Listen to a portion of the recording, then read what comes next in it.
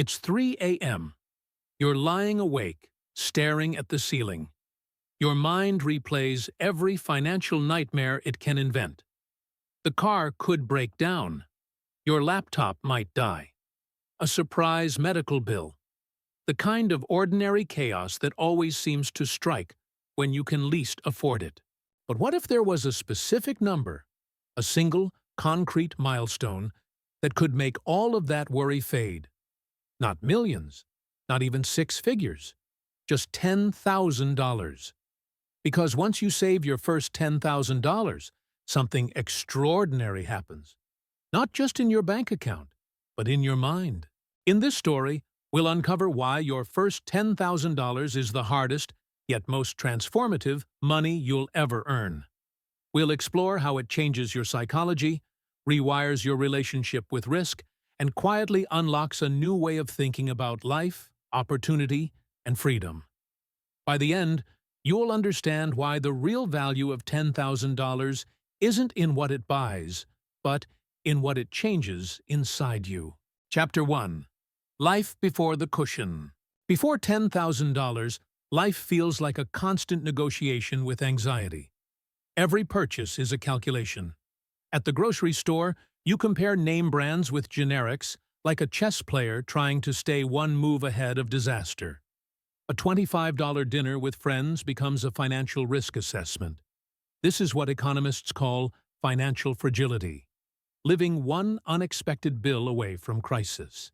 According to a Federal Reserve study, nearly 37% of Americans can't handle a $400 emergency without borrowing.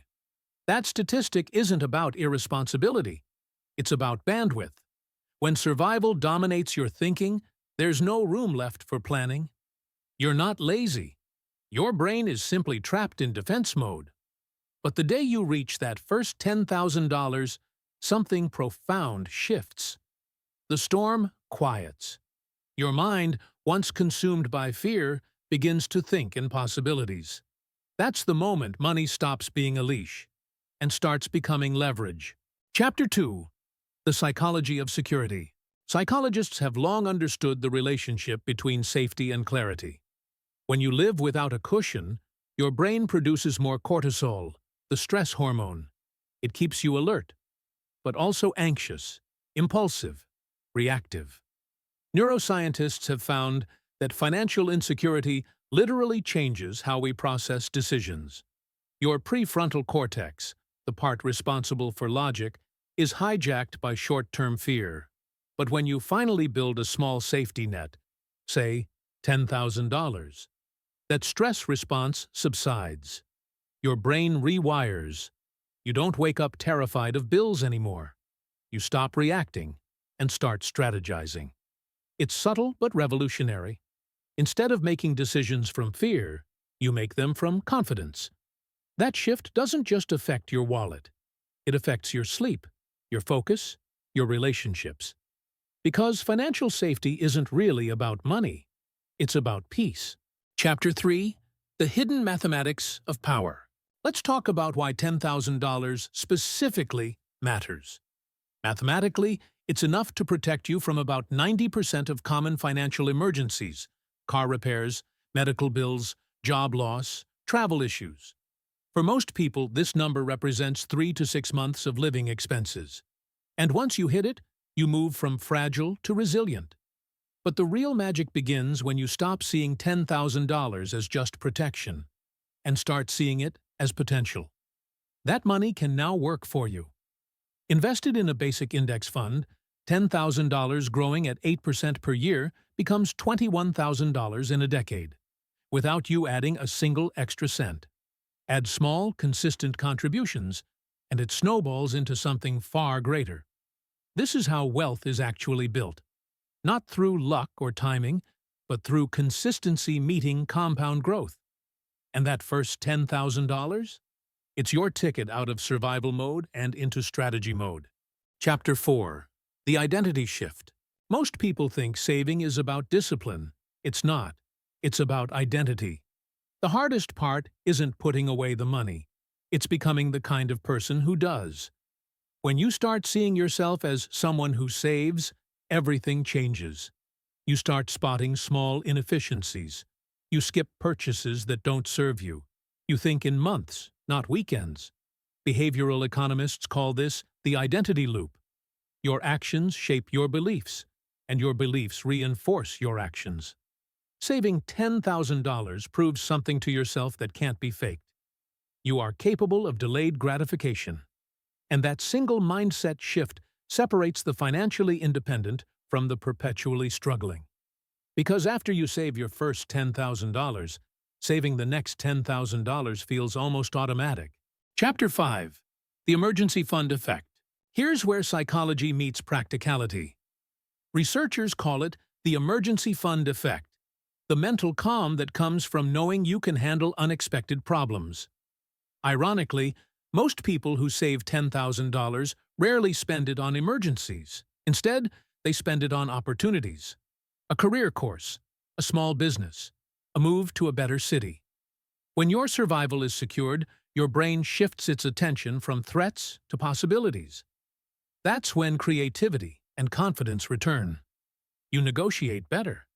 You stand taller in job interviews because you're not desperate. You're finally making choices, not compromises. The money itself is secondary. The freedom it creates is what truly changes everything. Chapter 6.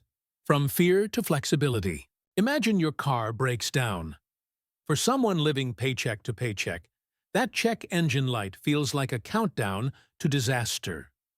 Panic, credit cards, borrowing, a spiral of stress.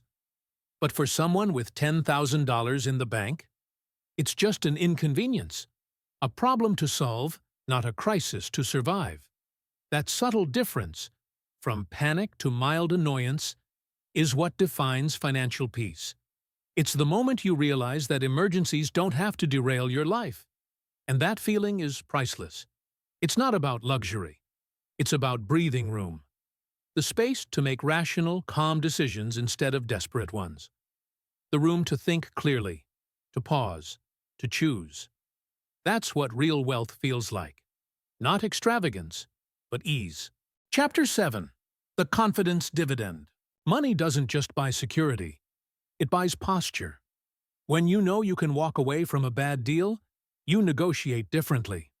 You speak with calm authority because you're not operating from fear. This quiet confidence compounds faster than interest. It opens doors, attracts better opportunities, and subtly changes how the world responds to you. Sociologists call this the stability premium, the social advantage that comes from appearing secure. You're not richer yet, but you move like someone who is. And in a world driven by perception and energy, that matters more than most people realize. It's not arrogance, it's calm assurance, and it's magnetic. Chapter 8. The Compound Habit. Here's the paradox. $10,000 feels impossible at first, but easier after you start. That's because saving is a habit that compounds. The first $1,000 feels like climbing a mountain. You sacrifice comfort. You make mistakes. You feel every dollar. But the second thousand comes faster. By the fifth, you've built rhythm. Each small win rewires your sense of identity and possibility. This is the invisible compound interest of discipline. And by the time you reach $10,000, you're no longer fighting to save. You're becoming the kind of person who always will. Chapter 9. Beyond Money. The Real Transformation. After your first $10,000, something strange happens. You stop obsessing over money. You start thinking about time, about health, about how you want your life to feel. Because once survival is handled, you can finally focus on designing your future. This is why $10,000 is so powerful. It's not about luxury, it's about clarity. It's not about consumption, it's about control. It's not even about financial freedom. It's about mental freedom. The kind that lets you stop checking your account every day.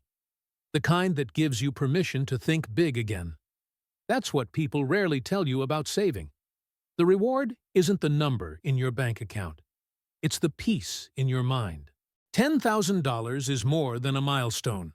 It's a mirror. It reflects back who you've become: disciplined, patient, intentional. It teaches you that freedom isn't something you buy, it's something you build. One paycheck, one decision, one quiet act of consistency at a time. And once you see what life feels like with a cushion, you'll never want to go back. Because wealth doesn't begin with abundance. It begins with stability. And stability starts the day you save your first $10,000 and realize you've already changed the trajectory of your life. If this story helped you see money in a new way, not as numbers, but as power, peace, and possibility, subscribe for more stories about how psychology, technology, and finance quietly shape our world. Each episode, we uncover the systems that govern modern life and how you can navigate them with calm intelligence. This is Cold Insight. Thanks for listening.